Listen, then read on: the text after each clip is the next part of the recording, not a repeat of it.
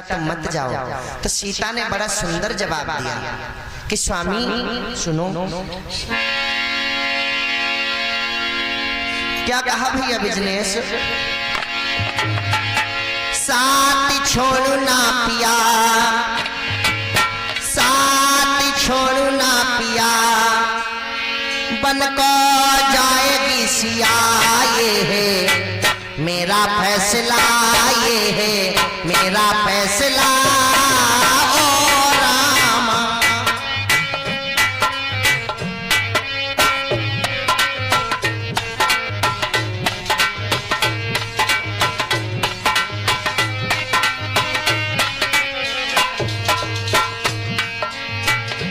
साथी छोड़ू ना पिया, बन को जाएगी सिया, ये है मेरा फैसला, ये है मेरा फैसला ओ रामा।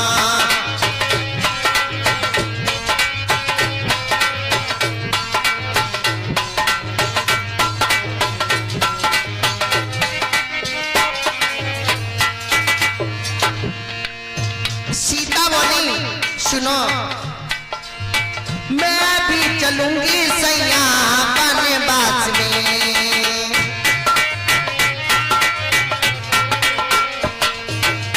एक एक शब्द पर ध्यान देना, मैं भी चलूंगी सैया बनवास में, सेवा करूंगी जाके बनवास में।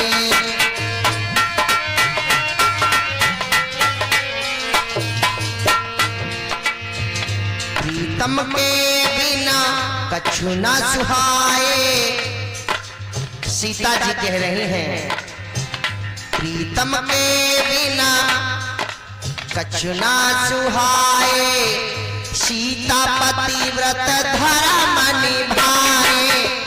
सुन लो मेरे ओ सजन तुमको मेरी है कसम, सुन लो मेरे ओ सजन तुमको मेरी है कसम, ये है मेरा फैसला, ये है मेरा फैसला ओ रामा।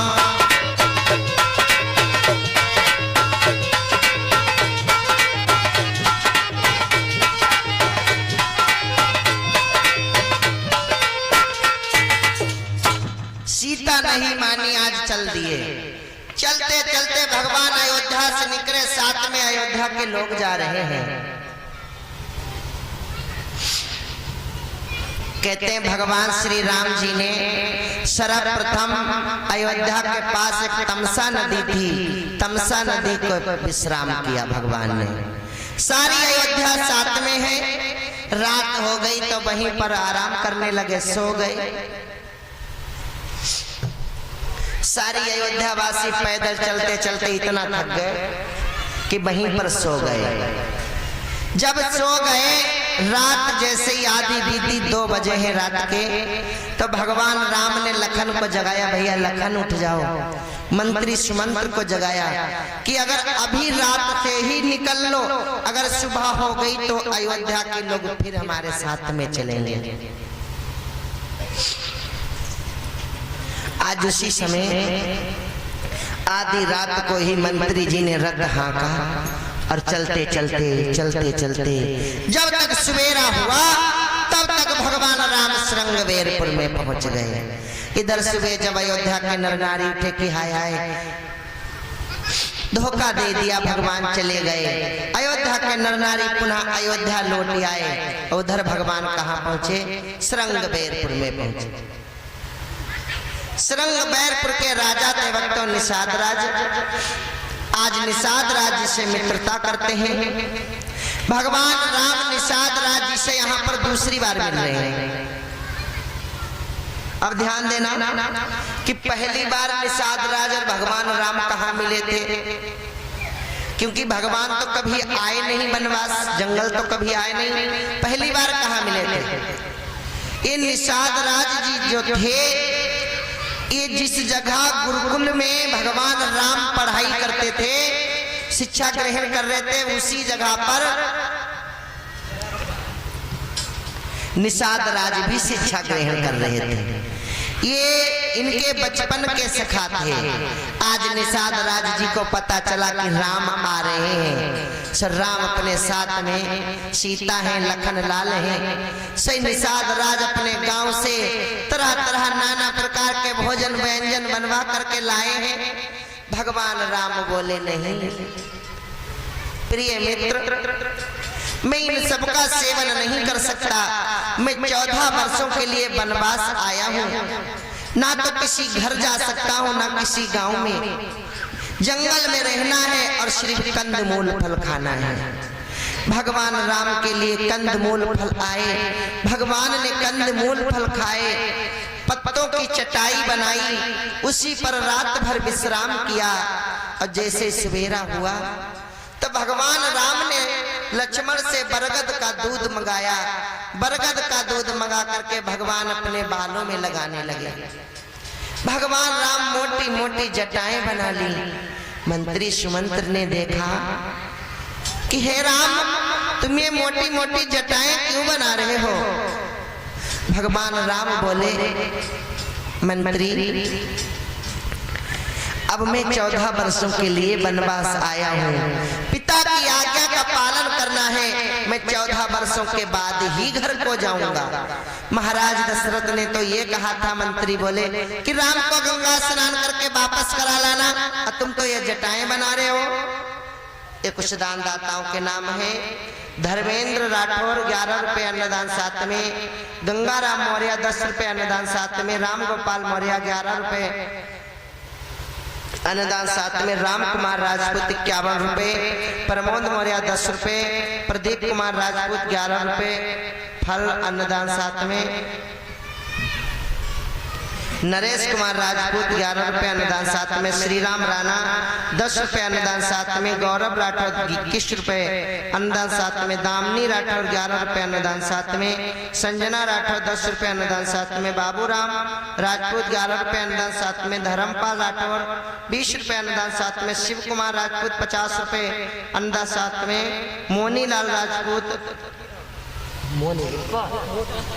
गलत लिखा मोतीलाल राजपूत 50 रुपए अनुदान साथ में, गुड्डू राठौर 11 रुपए अनुदान साथ में। ऐसे ही भक्तगण दान कर रहे। श्रीमद् भागवत कथा में भगवान कल्याण करे, भंडार भरते रहे, लंबी आयु दे, घर में हमेशा शांति बनी रहे।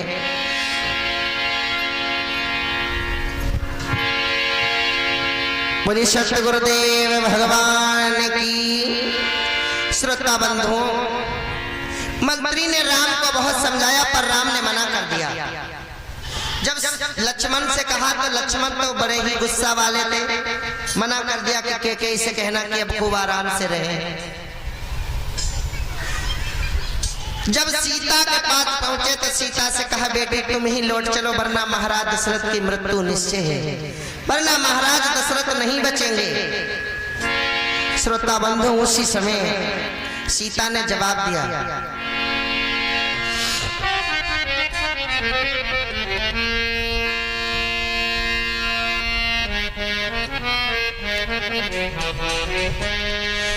मंत्री सोने की चमक कभी। सीता ने कहा, सुनो मंत्री जी, मंत्री सोने की चमक कभी सोने से अलग नहीं होती।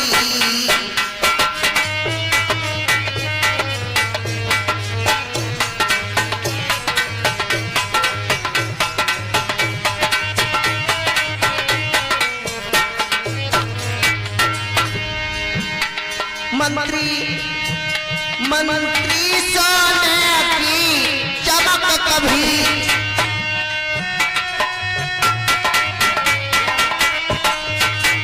मंत्री सोने की चमक कभी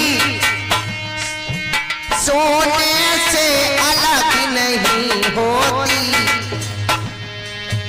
पत्नी पति की अनुगामिनी है, पत्नी पति की अनुगामिनी है। ये सूरज गाकर कहते हैं,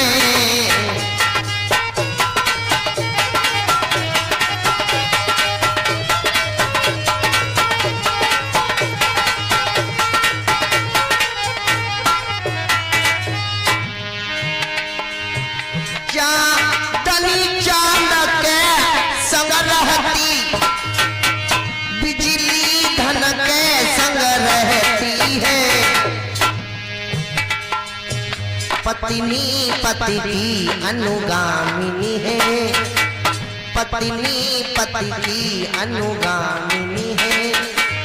ये सूरज गा कर कहते हैं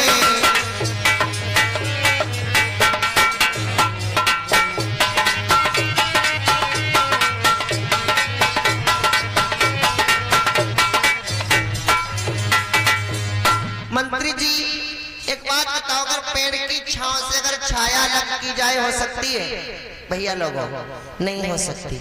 सोने की चमक अगर सोने से अलग की जाए हो सकती है? हमारे हाथ की रेखाएं अगर हाथ से अलग की जाए हो सकती हैं? नहीं हो सकती। उसी प्रकार सीता बोली मंत्री जी, उसी प्रकार पत्नी भी पति से अलग नहीं रह सकती। आज जाने से मना कर दिया। जब जाने से मना कर दिया, मंत्री जी से कहा अब आप अयोध्या को लौट जाओ। आज जिस समय मंत्री जी ने घोड़ों को हांका है रथ में, तो घोड़ों की आंखों से आंसू बह रहे हैं। भगवान देख रहे हैं। मंत्री बोले बेटा राम, जब ये घोड़ों का ये हाल है तो अयोध्या वालों का क्या हाल होगा?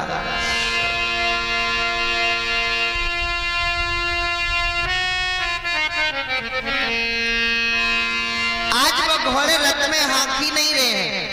मंत्री हाँकते हैं, घोड़े निकल जाते हैं कि मानो ये कह रहे हो कि अब मैं नहीं जाऊंगा अयोध्या को।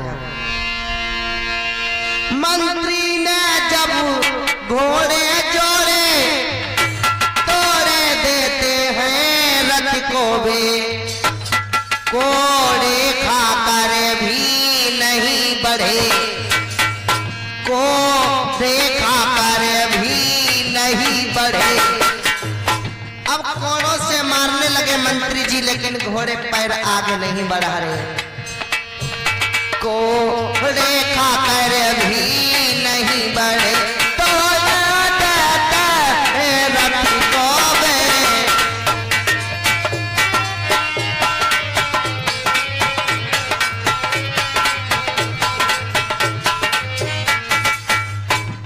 आज घोड़ों का ख्याल है। भगवान राम ने घोड़ों के पर हाथ फेरा, कहा जाओ अयोध्या को। मंत्री सुमंत्र जी और घोड़ा को लेकर के आज आ जाते हैं। और इधर भगवान पावन गंगा के किनारे पहुंच गए। साथ में मंत्री सुमंत्र जी चले गए, निषाद राज जी साथ में। आज पावन गंगा के किनारे पहुंचे, आवाज लगाने लगे, भैया केवट, भैया केवट। केवट मानो सुन रहा हो और अनसुना कर रहा है। भगवान राम गंगा के तट पे खड़े आवाज लगा रहे हैं, सुन के बट मेरो भैया इधर ला नैया, हमें बन जाना है।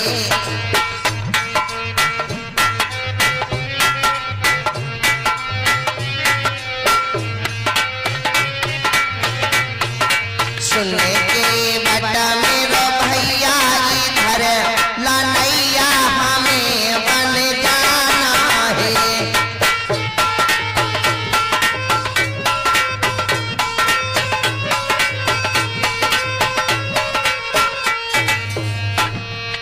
नाव किनारे के बतलाओ, हमको गंगा पार लगाओ।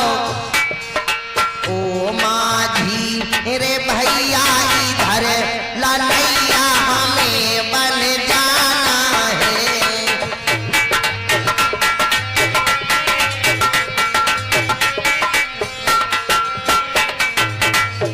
और क्या कहा, आज्ञा मानी माती बनी आए, सीता प्यारी को संग लाए। भगवान राम केवट को बुला रहे और कह रहे हैं, ओ माझी मेरे भैया इधर ला नैया, हमें बन जाना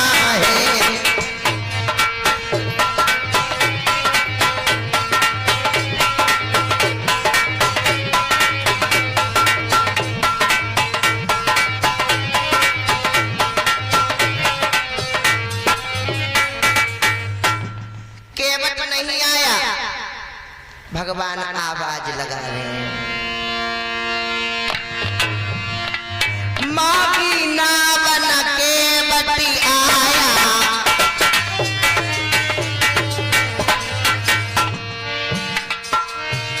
अरे मागी ना बन के बटी आया, अब कहा तुम्हारी मरम में जाना,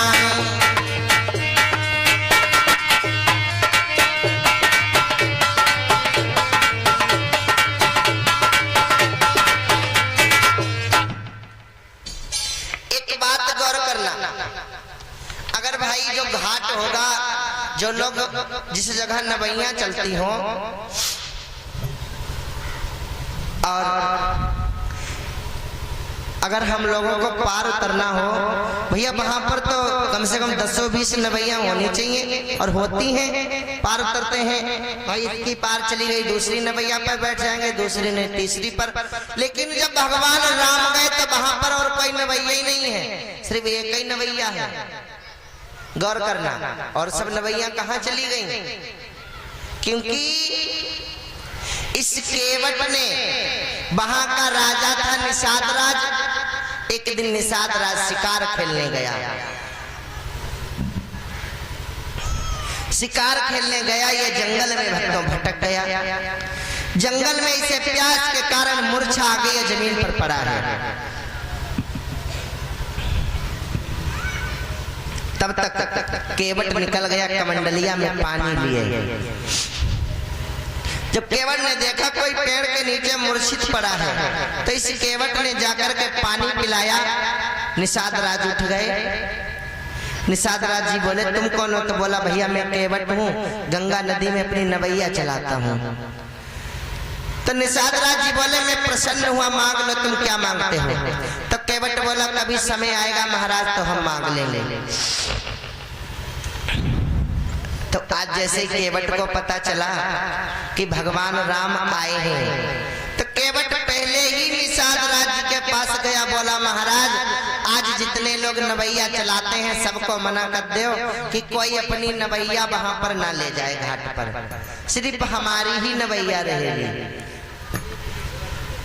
आज ऐसा ही हुआ, भगवान राम जैसे ही पहुंचे कोई नवैया नहीं वहां पर, सिर्फ वही केवट की ही नवैया है। तब भगवान आवाज लगा रहे हैं, मागी ना बन के बटियाना, कहाई तुम्हारा मरम में जाना।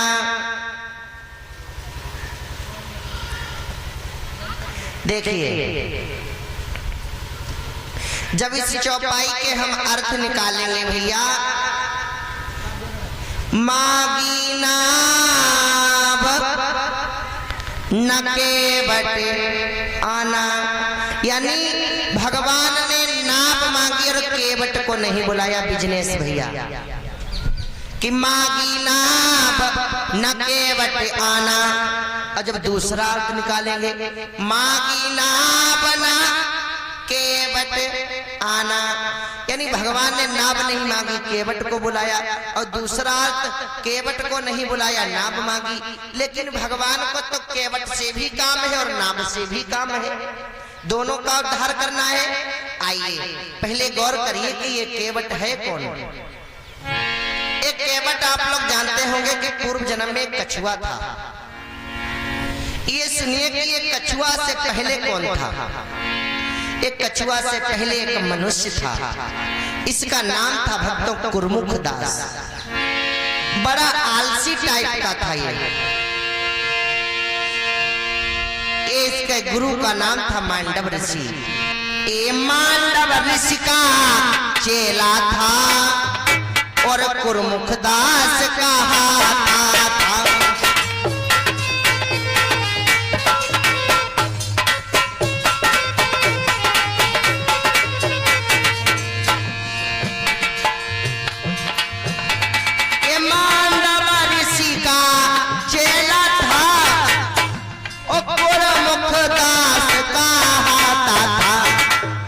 निशी दिन गुरु बर की सेवा में अपने को हाजिर करता था।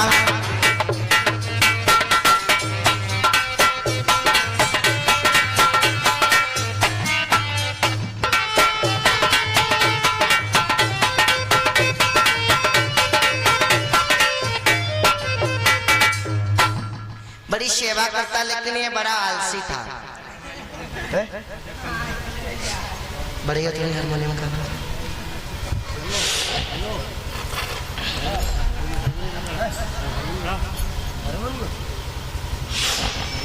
और ये लाइव चल रहा है, इसमें हमारे जो शिष्य हैं पुष्पेंद्र यादव, पुष्पेंद्र यादव के नाम से ही आप लोग यूट्यूब पर सर्च करना, यहाँ की कथा भजन आप लोग देख पाएंगे। अगर अच्छा लगे तो लाइक करना, कमेंट करना। बोलिए सत्य गुरुदेव भगवान की। ये मांडव ऋषि का चेला था, बड़ा आलसी था। एक दिन ऐसा हुआ, मांडव ऋषि जी अपने शिष्यों के साथ में गंगा स्नान को चले गए और गुरुमुख दास से कह गए, भैया अगर कोई महात्मा आ जाए तो उनकी सेवा कर देना। लेकिन इसने आलस्य के कारण, जब इनके यहाँ कुछ महात्मा आए तो इसने मोटा सा कंबल ओढ़ लिया पैरों से नीचे तक और लंबी लंबी सांखें भरने लगा। जब महात्माओं ने देखा कि ये सोने का ढोंग करने लगा है और लंबी लंबी सांखें भर रहा, जा तूने मुझे देख करके ढोंग किया, जा तू कछुआ बन जा। कुछ दिनों के बाद में जंगल में भयानक आग लगती है। आग लगने के कारण गुरुमुख दास ऋषि में जल करके राख हो जाते हैं। अगले जन्म में ये कछुआ बनते हैं। कछुआ बनने के बाद क्षीर सागर में रहते अगस्त ऋषि जी स्नान करने आते तो ये कछुआ उनके पैरों में लिपट जाता। जब पैरों में लिपट जाता तो अगस्त ऋषि जी हाथ मारकर दूर भगा देते। एक दिन अगस्त ऋषि जी बोले कि भैया अगर तुम अपना कल्याण चाहते हो तो श्री हरि के चरणों में जाओ, हमसे तुम्हारा कल्याण नहीं होगा। उसी समय बोले श्री हरि कहाँ मिलेंगे, तो कहा क्षीर सागर में जाओ। कछुआ क्षीर सागर में पहुंचा। ध्यान देना,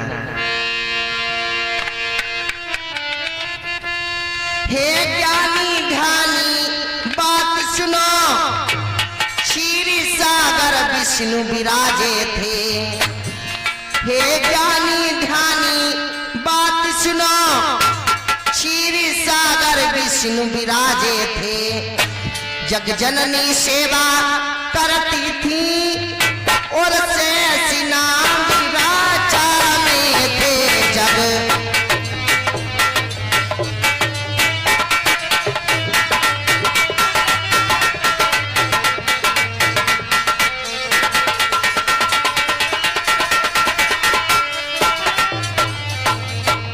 थोड़ी आवाज बढ़ाओ हारमोनियम की। उस समय ये केवट कच्छप था और क्षीर समुद्र में रहता था। हरि चरणों का अनुगामी था और सेवा करना चाहता था।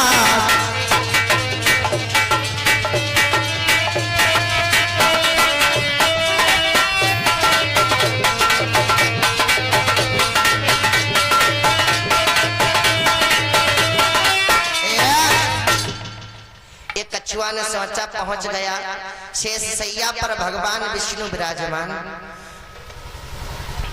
कछुआ ने सोचा ला भगवान के चरणों को स्पर्श कर लूं। जैसे कछुआ चरणों को स्पर्श करना चाहा, सही भगवान के चरण दाब रही मैया लक्ष्मी ने हाथ मार दिया। हाथ मार दिया तो कछुआ कुछ दूर जाकर के गिरा। वो जब थोड़े दिनों बाद फिर आया तो बोला पैरों को तो स्पर्श नहीं कर पाएंगे, ला भगवान के मुख के दर्शन कर लेता हूँ।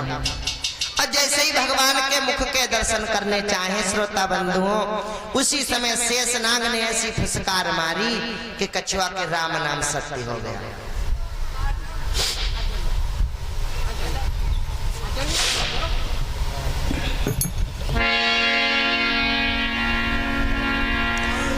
भगवान विष्णु ये सारा दृश्य देख रहे, कहने लगे जब कछुआ तेरी मौत मेरी वजह से हुई है, तूने हमारे चरणों को स्पर्श न कर पाया, जा तुझे वरदान देते हैं कि त्रेता युग में तू हमारे चरणों को जरूर स्पर्श करेगा।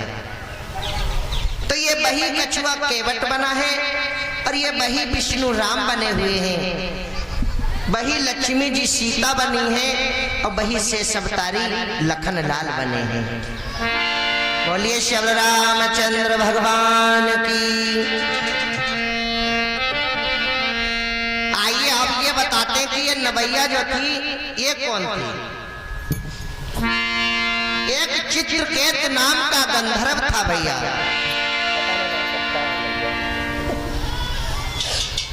चित्रकेत नाम का एक गंधर्व था, उसे महात्माओं ने श्राप दे दिया भैया बिजनेस। अरे चित्रकेतु गंधर्व राज का श्राप मुनि ने दे दिया।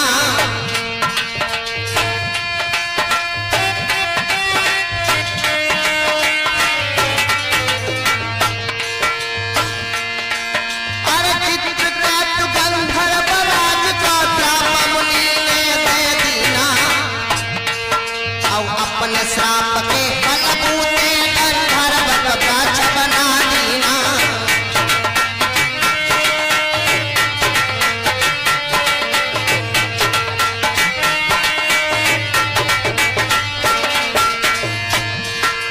और भैया तब बिना करा गंधर्व राज तब मोक्ष का मार्ग बता दिया।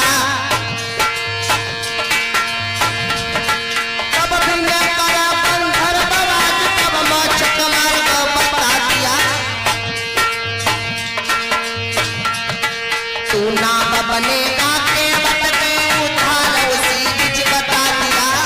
अब बनेगा केवट की उधार उसी बीच बता दिया।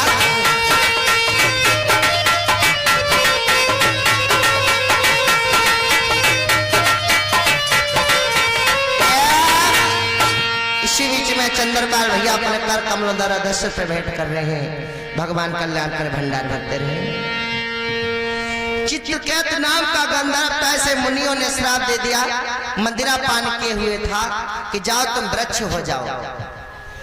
तब इसने हाथ जोड़ करके माफी मांगने लगा। संत जो होते हैं वो बहुत हृदय से कोमल होते हैं। देखो पीछे कौन बातें कर रहा है, भैया चिल्ला था बच्चा।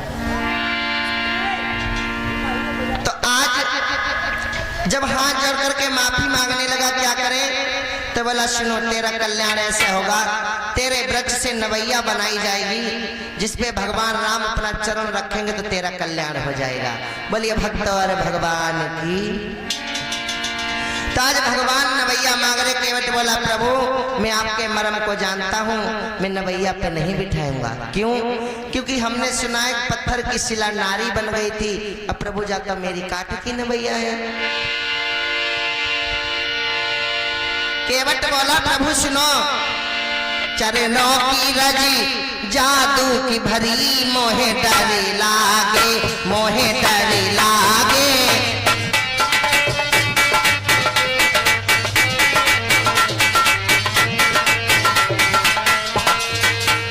चरणों की रजी जादू की भरी मोहे डर लागे, मोहे डर लागे।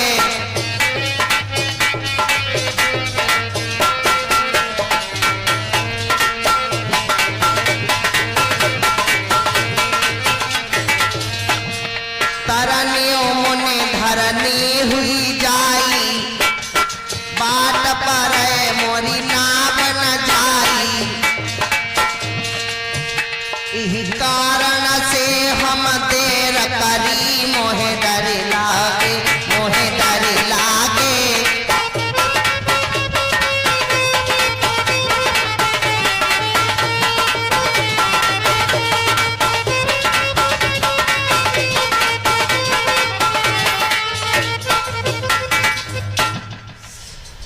केवट बोला भैया हमने सुना है कि आपकी चरण रज लगते एक पत्थर की शिला नारी बन गई थी। अब प्रभु आपको पता नहीं जिनकी दो दो पत्नियां होती हैं उनका क्या गति होती है। भगवान मुस्कुराने लगे। केवट बोला प्रभु जो राजा उत्तान पाते थे उनकी दो पत्नियां थी, उनके घर की दशा क्या हुई आप जानते हो। अरे महाराज आप ज्यादा दूर क्यों जाओगे, अगर तुम्हारे 3 अम्मा ना होती तो आज तुम वनवास नहीं जाते। इतनी बात सुनी लक्ष्मण भैया को बड़ा क्रोध आ गया। दो दो पत्नियों का हाल क्या होता है बताएं भैया। एक गांव था, एक सज्जन जी थे किसान महाराज, उनकी दो पत्नी थी और दोनों पत्नियों में बड़ा झगड़ा होता था। जब कहा दोनों में बड़ा झगड़ा होता था तब पति महाराज ने अपने शरीर का बंटवारा कर दिया। ध्यान देना भैया, बंटवारा कर दिया। कैसा कि जो मेरा दायां हाथ और पैर है उसकी सेवा बड़ी पत्नी करेगी और बायां पैर और हाथ है उसकी सेवा छोटी पत्नी करेगी। ठीक है। एक दिन पत्नियों में झगड़ा हो गया, दोनों जो उनकी घरवाली थी दोनों आपस में झगड़ा हो गया। पति महाराज सो रहे थे, दोपहर का समय था, तो जो उनका दायां हाथ था, कुछ लोग ऐसे माथे पर हाथ रखते हैं सोते हैं तब, तो उनका दायां हाथ था ऐसे रखकर सो रहे थे। अब कुछ देर बाद उन्होंने ये अपना वाला हाथ इसके ऊपर ऐसे रख लिया। इनकी बड़ी पत्नी ने देखा, सो मोटो सो डंडा लेकर के आया और हाथ पे धड़ाम से 3 डंडे मारे। सोई महाराज दैया दैया करके चिल्लाने, बोले जे का लड़ाई तुम्हारी भाई हमें काहे मत। तब बोली कि हमारे हाथ के ऊपर इसको हाथ हटाओ कैसे। छोटी वाली बोली रहम दो, अब आवे हमारे ऊपर फिर देखो। पति महाराज दूसरे दिन की बात फिर सोए। अब इनका ये वाला पैर इस वाले पैर के ऊपर आ गया, सो लोहे को डंडा लाई और जैसे ही परिया पे मारो सब परिया के मानो 3 जगह से पांव टूटो। तो जिनकी 2-2 पत्नी होती हैं ये हाल होता है। महाराज राम समझाने लगे कि सुनो केवट, जिनकी 2 पत्नी होती हैं तो तुमने बता दिया ये नुकसान है, अब फायदा भी तो होते हैं कि एक मूड दबाएगी, एक पैर दबाएगी, एक खाना बनाएगी, एक बर्तन साफ करेगी। महाराज बोले नहीं, केवट बोला नहीं मुझे ये सब नहीं चाहिए, अगर तुम्हें गंगा के पार करना है तो अपने दोनों पैरों को धुलवा लीजिए। केवट बोला सुनो प्रभु, मैं आज से आपके पिता दशरथ की सौगंध खाता हूँ, 1 पैसा उतराई में नहीं लूंगा, फ्री में उतार दूंगा। लक्ष्मण को बड़ा गुस्सा आया कि ये मेरे पिता की कसम कैसे खा रहा है। बोला केवट, राघव चरण धुलालो, राघव चरण धुलालो, ये आन है तुम्हारी, दशरथ के सहित ले लूं, सौगंध है तुम्हारी। राघव चरण धुलालो, आन है तुम्हारी, दशरथ के सहित ले लूं, सौगंध है तुम्हारी। भैया लखन लाल ने सुना ये दशरथ की सौगंध खिला रहे हैं। सोई अपने सारंग से धनुष बाण निकाला, बोले जब केवट को हम अभी मार देंगे, ये हमारे पिता की सौगंध खा रहा है। बड़ा क्रोध आया लक्ष्मण भैया को। सोई केवट बोला सुनो राम जी से, सुनो प्रभु, ये भैया लखन तुम्हारे तेवर दिखा रहे हैं, ये भैया लखन तुम्हारे तेवर दिखा रहे हैं, सारंग के इशारे पर मुझको डरा रहे हैं।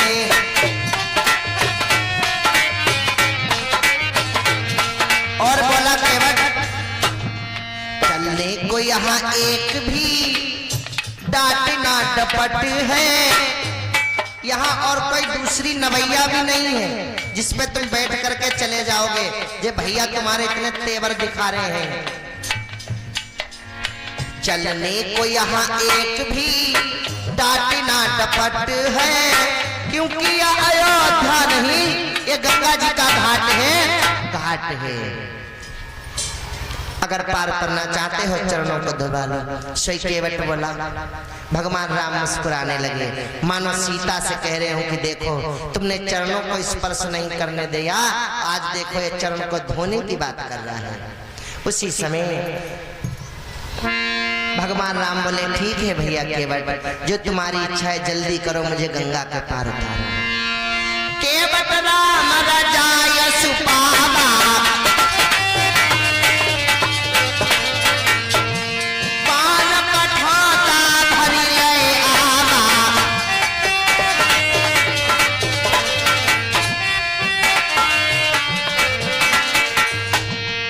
केवट राम रजाय सुपावा पान कठौता भरी ले आवा। केवट ने अपनी पत्नी से कहा पर्वतिया जल्दी से कठौता में पानी ले आओ।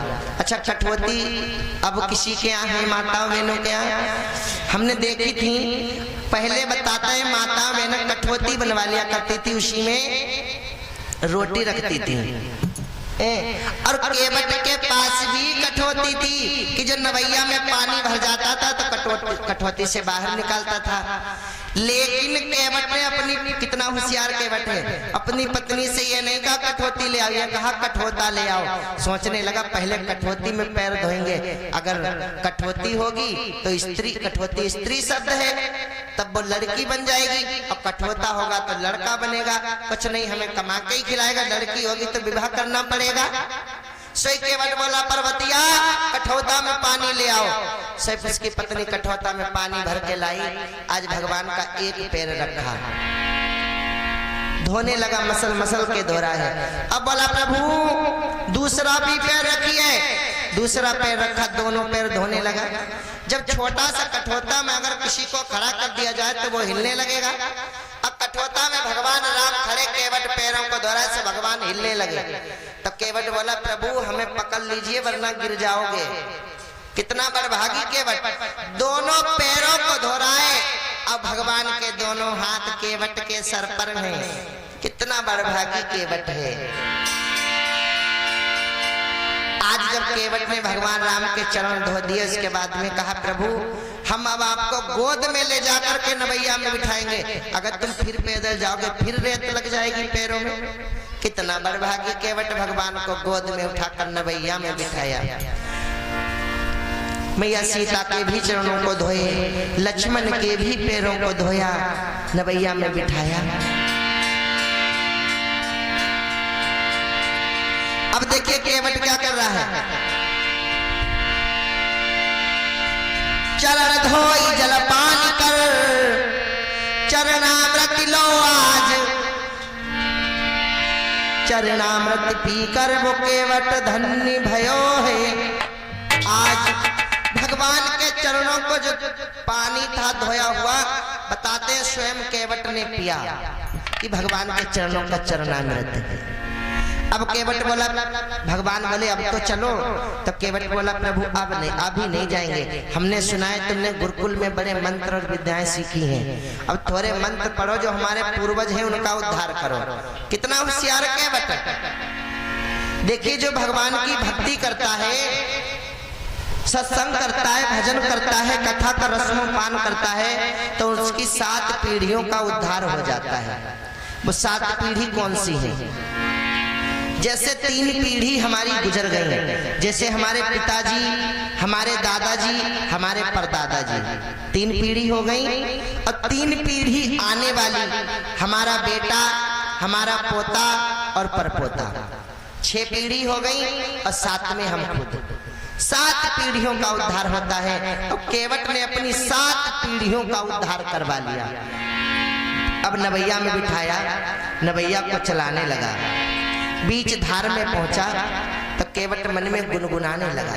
आइए हम सब लोग बोलते हैं, समय कम है, साथ में बोलेंगे भगवान राम नवैया में सवार हैं और गंगा में डोल रहे हैं। केवट क्या गुनगुना रहा है, सभी लोग बोलेंगे साथ में। मेरी नैया में लक्ष्मण राम, गंगा मैया धीरे बहो मेरी।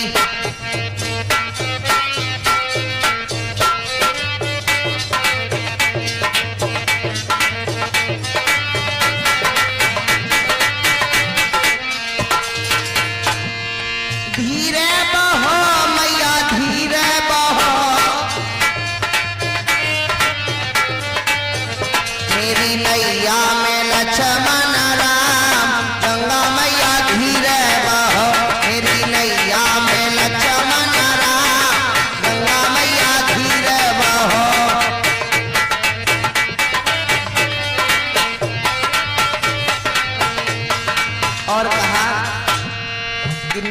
है नैया किनके खीवैया। बोला केवट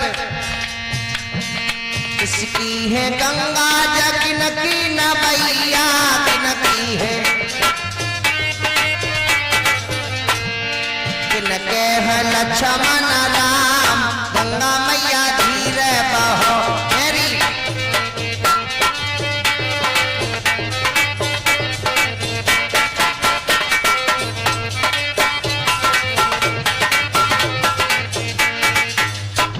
ऐसे बैठे हो बोलो साथ में, सब लोग चुप बैठे हैं बिल्कुल। मेरी नैया में लक्ष्मण राम गंगा मैया धीरे बहो। शर्म लग रही है? बोलो सब लोग। मेरी नैया में लक्ष्मण राम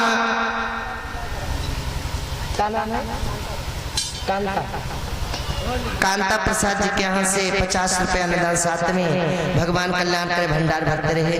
धीरे बहो मैया धीरे बहो मेरी नैया में लक्ष्मण राम गंगा मैया धीरे बहो मेरी।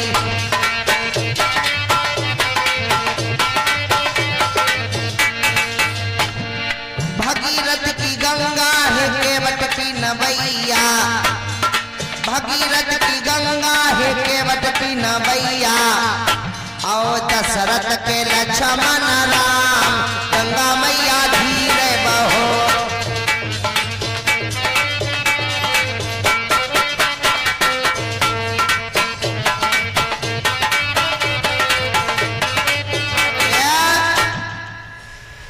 भगवान बोले भैया मुझे चक्कर आ रहा है, इस गोल गोल तू गंगा में घुमा रहा है, अब जल्दी से पार उतारो। तो केवट बोला प्रभु जब आप 84,000 योनियों में भटकाते हैं तो चक्कर कितना आता होगा, हमने तो एक घुमा दिया, एक बार तुम्हें चक्कर आने लगा। लक्ष्मण बोले भैया अगर आज्ञा दे दो तो जब केवट को अभी गंगा में लौट दूं। इतनी ये बातें कर रहा है टेढ़ी मेढ़ी, लेकिन केवट के अटपटे शब्दों में भी प्रेम है। क्यों?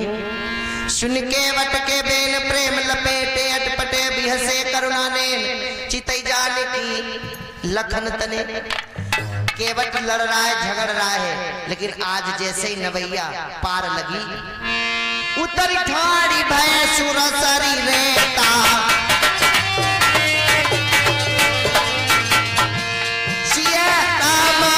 लखन समेता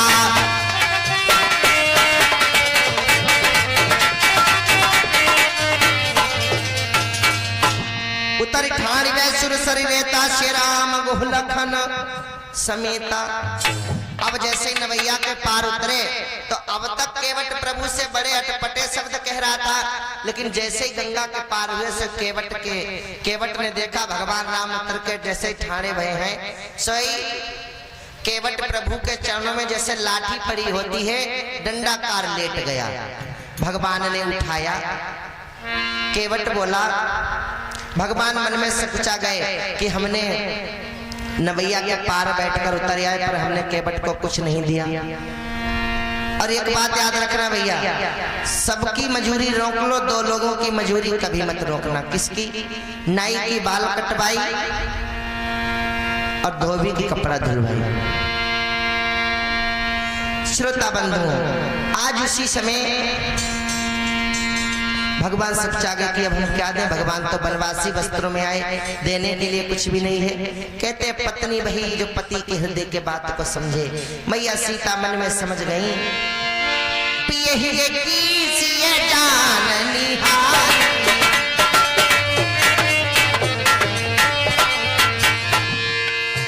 पिए ही कीजिए जान निहारी।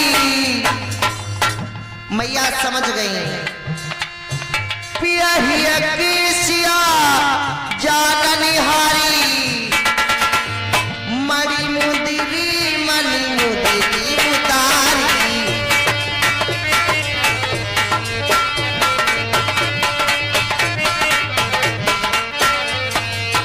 पिए ही कीजिए जान निहारी मनी मुदिरी उतारी। और मैया ने वो अंगूठी ली और किसको दे दी? प्रभु श्री राम जी को। ये त्रेता युग की बात है। अगर जब कलयुग में पति पत्नी बाजार जाएं सामान खरीदने, कुछ अब पति महाराज ने सब कुछ खरीद लो, अब पत्नी के पास में रुपया रखे हैं, पति के पास 10 रुपया अगर कम पड़ जाए तो उनसे कहिए का 10 रुपया बचे। अब कैसी बाजार में चिल्लाई, तुम्हारा जो है तमाशा 10 रुपया मांगना है कि तुमने का कमाओ। जो आसपास लोग होते हैं वो भी मुड़कर देखने लगते हैं कि हाय का हो रहा। और सुनो, कछ तो माताएं हमने ऐसी देखी जो घसे तो जाइए खूब आराम से दोनों लोग, और जैसे ही बाजार में पहुंची तो अपने पति से कहीं लो 20 रुपया बैठी खाओ, हम सामान खरीदे भैया।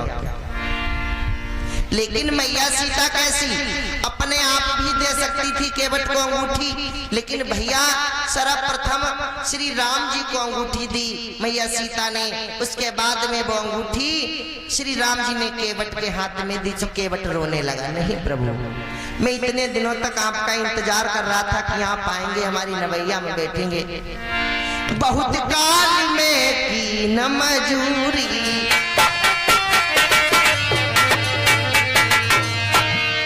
बहुत काल में की न मजूरी, विधि विधि दुनिया आज मजबूरी।